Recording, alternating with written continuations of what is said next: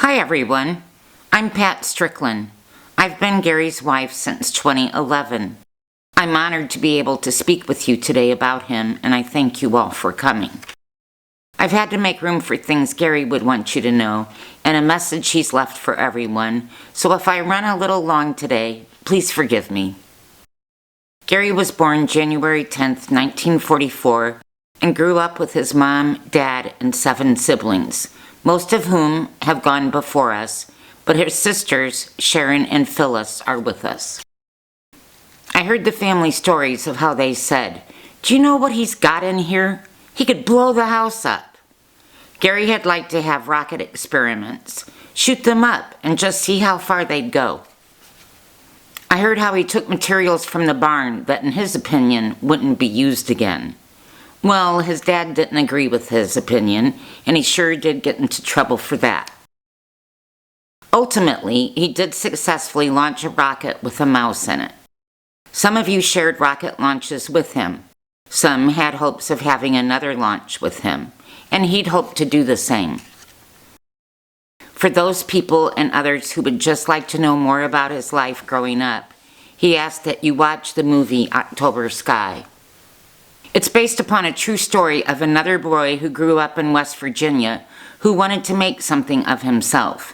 He felt the movie was at least similar to his own life. This boy, like Gary, had the support of his teachers to go and make something of himself. He too liked experimenting with rockets, just as Gary did. Gary thought the movie could be the stand-in for the last rocket launch. Perhaps some of you will gather together and have a watch party to see it. He wanted you to know that he'll be right there with you. Gary loved West Virginia. God gave him a message, though. "Gary, you're going to have to leave to make something of yourself." When he was ready to, he did just that. In 1965, Gary, aged 21 to 25, served in the Air National Guard, was called into active duty in the Air Force for Grenada, didn't end up going, and was released back into the Air Guard in California.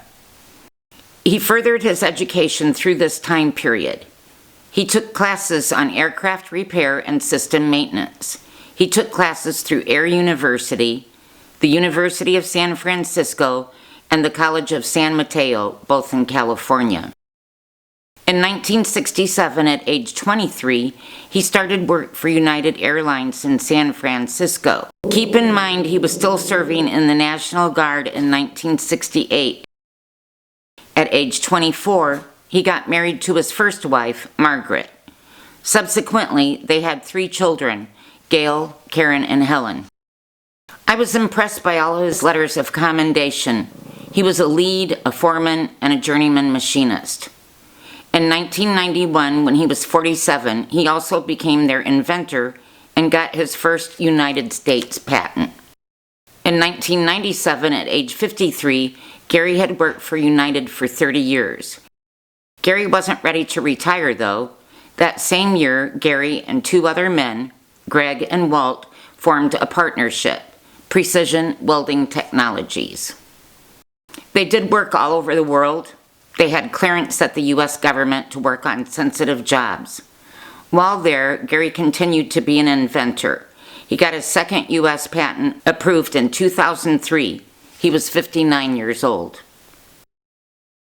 In 2009, Gary and I met. In 2011, we got married, and he gained a stepdaughter, Heather, and a stepson, Brian. After being there for 20 years as their vice president, he did finally retire for good in 2017. He was 73 years old. That's a lot of achievement for a lifetime. He got to enjoy 6 years of retirement and passed away July 22nd, 2023. He was 79 years old. Gary's life wasn't all smooth sailing. His father passed away when he was only 10. His wife Margaret passed before they were done raising their daughters. What Gary would want you to know about him first and foremost is that he was a Christian, and that whatever you face with God, you'll get through it. Gary liked a certain Bible verse, Philippians 4:13. "I can do all things through Christ who strengtheneth me." That's how he got through all the times in his life. He'd tell you putting God number one in his life made all things possible for him. He'd tell you he didn't know the answers to all these problems, that he would just pray about it, and the answer would appear. He'd give God the glory, not himself. Now, Sharon told me that she had asked anyone who wanted to tell a funny story about Gary. So I'd like to share one that Gary thought was funny. When Gary got that first patent with United, they hadn't asked him to work on the problem. No one else was solving it, though, so Gary was interested in it. It ended up taking 2 years to fabricate a particular torch, test it, prove it worked, and work with United's legal department for the patent. Other airlines had the same kind of planes that would need a way to be repaired, so United did want to patent the part. As Gary told it, this caused a bit of controversy. Who would own the patent? Gary worked on it during company time. He turned it in to them. So it was decided that United would own the patent and Gary would be credited as the inventor. The legal department prepared paperwork and Gary was paid $1 for the patent. Yes, you heard me right, $1. The lawyers weren't done yet, though. They worried that the $1 would make it look like they did owe Gary, and they wanted the $1 back. That was Gary's story, and he's always stood by it. I wanted to share a thought with you, something that was said on New Year's Eve. It was said by a junior pastor to a friend of mine. Make your life plans, your goals, align with the end in mind. I realized as I thought about it that Gary seemed to know this all along in life. What a timely message to receive at the new year. In closing, we thank Pastor Kevin Miller for all his services and support and for the use of the church.